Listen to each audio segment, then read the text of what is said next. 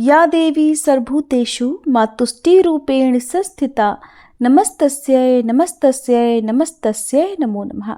नवरात्रि व्रत में पारण करने का विशेष महत्व है। पौराणिक ग्रंथ में नवरात्रि व्रत के पारण की विधि के बारे में बताया गया है। नवरात्रि व्रत का पारण नवमी तिथि समाप्त होने पर और दशमी तिथि प्राप्त होने पर ही करना उत्तम बताया गया है। दशमी की तिथि में माँ दुर्गा की प्रतिमा और कलश विसर्जन किया जाता है। भक्त नवरात्रि के पूरे 9 दिन तक उपवास रखते हैं और इन 9 दिनों में केवल फलाहार करते हैं।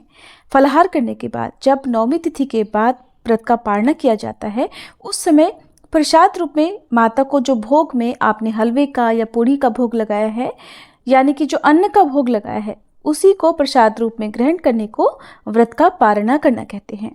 नवरात्रि व्रत के पारण करते समय आपको कुछ बातों का विशेष ध्यान रखना चाहिए और ये सारी प्रक्रिया बहुत सावधानी पूर्वक करनी चाहिए, तभी 9 दिनों की गई पूजा पाठ का या उपवास का पूर्ण फल प्राप्त होता है। नवरात्रि व्रत का पालना करने की 3 परंपराएं हैं। पहला, लोग जिनके घर में अष्टमी के दिन कन्या पूजन होता हो, वो अष्टमी तिथि को कन्या पूजन करने के बाद या नवमी तिथि को कन्या पूजन करने के बाद तुरंत ही अपना उपवास खोल लेते हैं, तुरंत ही अन्न ग्रहण कर लेते हैं। दूसरा, नवमी तिथि को शाम को सूर्यास्त के बाद भोजन ग्रहण करते हैं। और तीसरा, दशमी तिथि को पहले पहर में यानी कि सुबह सूर्योदय के बाद ही व्रत का पारणा करते हैं। इसमें भी जो दशमी तिथि के दिन पारणा करते हैं वो परंपरा सबसे उत्तम मानी जाती है।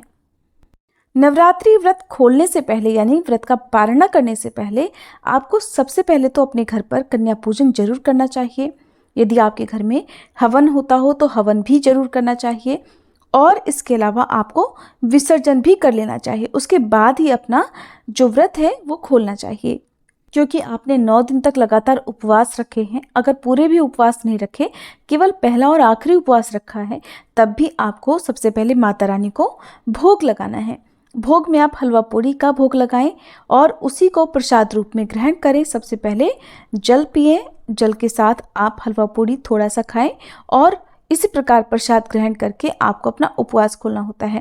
ध्यान रखें कि भोजन करते समय भोजन बहुत ज़्यादा ऑयली नहीं होना चाहिए, मसालेदार ना हो, पानी भरपूर मात्रा में पिएं। बहुत ज़्यादा मीठा आपको भोजन करते समय नहीं लेना चाहिए। 9 दिन व्रत रखने के कारण आपका पाचन तंत्र कमज़ोर हो जाता है, जिस कारण से एक बार यदि आप बहुत सारा भरपेट भोजन कर लेंगे तो उससे भी आपको समस्या हो सकती है। इसलिए एक बार में आप थोड़ा ही भोजन इस दिन ग्रहण करें।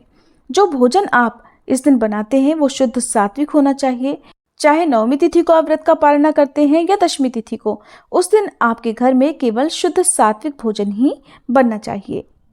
आप जब माता रानी को भोग लगाते हैं तो भोग लगाने के बाद व्रत के दौरान जाने अनजाने में हुई गलतियों के लिए आप सच्चे मन से माता रानी से क्षमा मांगे और यदि आपकी कोई मनोकामना है तो उसे पूरा करने के लिए भी प्रार्थना करें।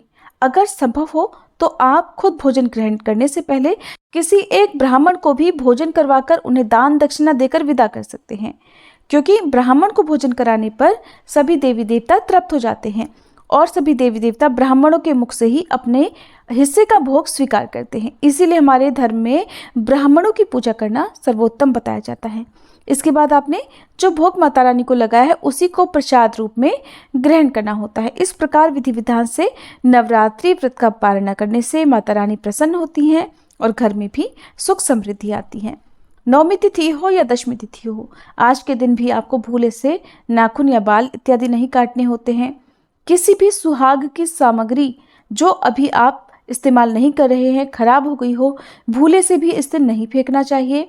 यदि आप माता को श्रृंगार अर्पित कर रहे हैं या श्रृंगार अर्पित करना भूल गए हैं तो आप खुद व्रत का पारणा करने से पहले अपने घर के मंदिर में, जहाँ पर आपने 9 दिन की पूजा की है माता रानी को, या फिर आसपास देवी मंदिर में श्रृंगार जरूर अर्पित करें।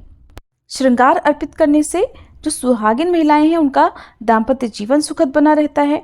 अगर कुंवारी कन्याएं माता रानी को श्रृंगार चढ़ाती हैं तो उन्हें भी अच्छे वर की प्राप्ति होती है। निसंतान महिलाओं को व्रत का पारणा करने से पहले देवी माँ के मंदिर में केलों का भोग माता रानी को अर्पित करना चाहिए और फिर संतान होने की कामना करनी चाहिए।